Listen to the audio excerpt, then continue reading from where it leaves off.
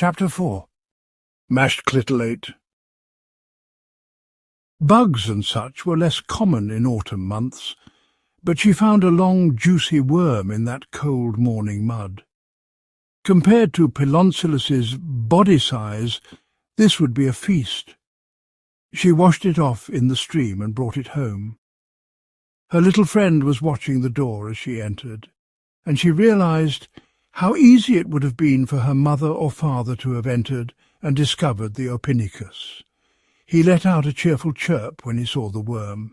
"Shh!" Madge waved her hands frantically. "They could hear you. You live with more humans?" "Yes, Mama and I don't know what they'll do if they find you. You see, my dad's a hunter." "This place is your nest?" She set the worm in her left hand and cupped a cave over it with her right. "I suppose. You're newly hatched?" "No, I'm 7. 7 years? But that is newly hatched." "No, not for a human." It felt awfully strange referring to herself as a human. With friends and family it was never something she had to specify. The worm began trying to burrow out between her thumb and index. "Are you still hungry?" "Oh, very." She held the worm out to him. "Madge?" "What is it? Can you squish it?" "I don't have teeth." She wrinkled her nose at the thought. "How do I do that?" "Well," Piloncilus said, "my mother would grind it up and spit it out for me." "With her mouth?" Madge stared at the worm, horrified. "Why, yes. I think—" She felt a little sick to the stomach. "I think I'll squish it with a spoon or something. Wait a minute." Returning with the spoon, she dumped out the basin she had used for washing and began to crush the poor Clitellate. Its tail flipped and lashed as the head became paste. Soon it was done.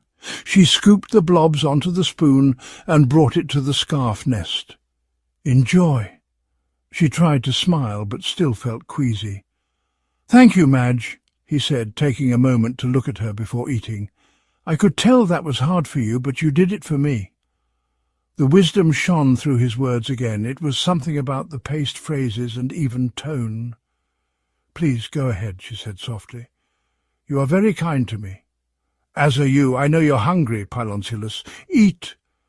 "I see. This friendship will be—" "Eat, please," she whispered, stifling laughter. "We can talk after."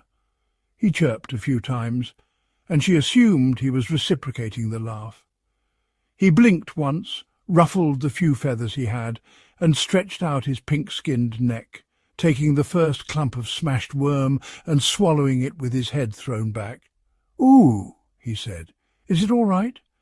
He took another bit in his beak and let it fall to the back of his throat. "The flavour is better in the upper wind," he said, "but the hunger was worth it." "What do you mean?" "The filling sensation in my stomach could not happen if I had not first been hungry." "Ah, well." She didn't know what to comment because she had never reflected on it before. She had taken hunger for granted and hadn't imagined life without it until this moment. "I suppose it can be a good thing then. Maybe not good, but it makes us appreciate the good things more." She nodded and smiled, deciding once and for all the Ophinicus was a wise and thoughtful little beast. "And I get to feel this every time I'm hungry." "If there's food, then yes," she said. She looked down pensively at her hands. "Sometimes the hunger lasts a while, though. And why is that?" "Well—" She let out a long breath, and Piloncilus sensed sadness there. "Sometimes Da doesn't make it home at night. He doesn't bring the money or the food. Then Ma gets mad at him and they both get mad at me." "But why? Do you do something wrong?" "Dunno. Probably." She still didn't look at him. "I'm another mouth to feed. That's what Da says. He said it keeps him from getting what he wants." Piloncilus cocked his tiny head to one side, watching her closely. "Hard drink and nights with his friends. That's what Ma says he wants.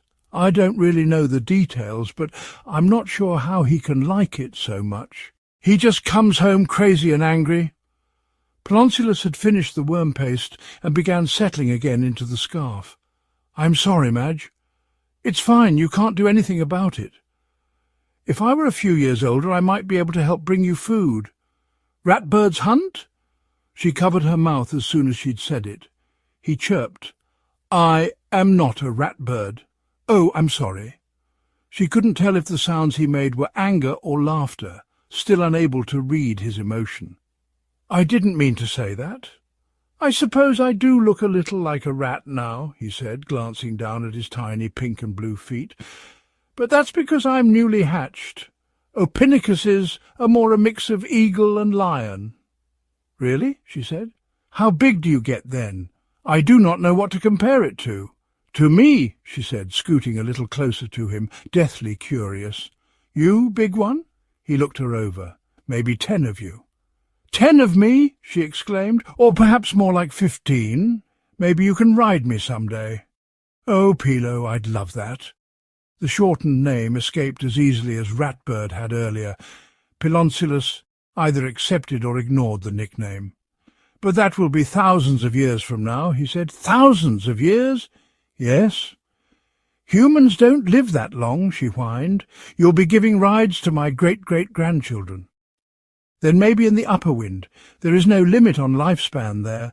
"But how can I get there? Didn't you say it was higher than the stars? You said it was far. And how can you get there? No offence, but I don't think you're ready to fly yet. Humans go to the upper wind when they're done here."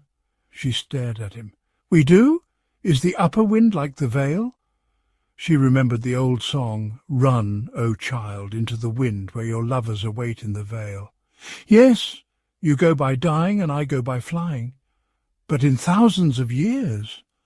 Time is different there, in the sense that waiting is never a bore. So do not worry about that. How long until you can fly, then?" "Oh, only 300 or 400 years, he said. "Only!" she scoffed. "And how old are you now?" "Nearly 58. "You're older than my Dar, newly hatched. So opinicuses count age from the egg, unlike humans." "Humans don't lay eggs, Pilo. Perhaps that is why." He chirped, and she assumed again that it was a laugh. "How long were you in an egg?" she asked. 51 years? She frowned, not quite sure what to do with the numbers. "That makes it 7 years since my hatching," supplied Piloncilus. 7. She nodded, pretending she had understood the calculation. "Like me? I suppose so, if we count it that way. Well, you'll seem very old if we don't." "As you like, big one. While speaking with a human, I'll count in human years." "Less confusing for me." She giggled. He chirped. "Are you comfortable?" she said. "Do you need anything else?" "Clean, warm and full. You will make a good mother some day."